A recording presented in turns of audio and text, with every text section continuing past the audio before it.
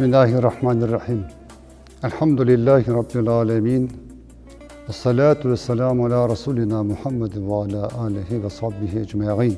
Aziz Müslümanlar, saygılı kardeşlerim.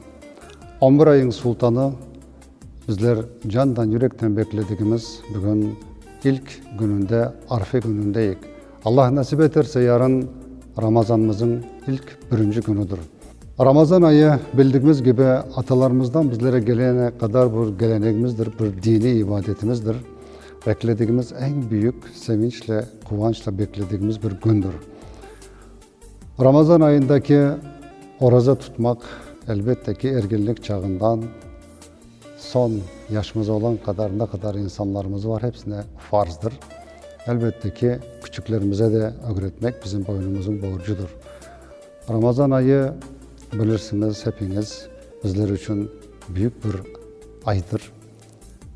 İnsanlar için derdi olanlara dermandır, borcu olanlara borçlarını ödemek, hastalarımıza şifadır.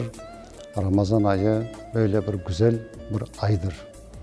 Elbette ki bizler Ramazan ayında teravih namazlarımızı, camilerimiz gür dolu dolu teravih namazlarımızı kılacağız. İbadetlerimizi edeceğiz.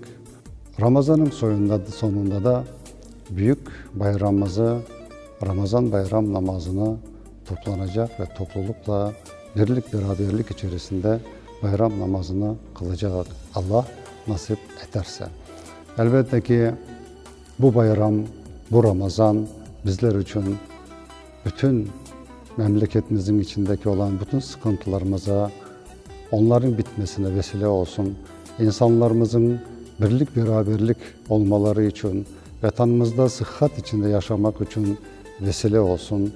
Elbette ki sonu Ramazan ayı hepimize hayırlı mübarek olsun başlanışımız ve son olarak da gelecek bayramı birlikte toplulukla bayram namazımızı kılmak Allah bizlere nasip eylesin.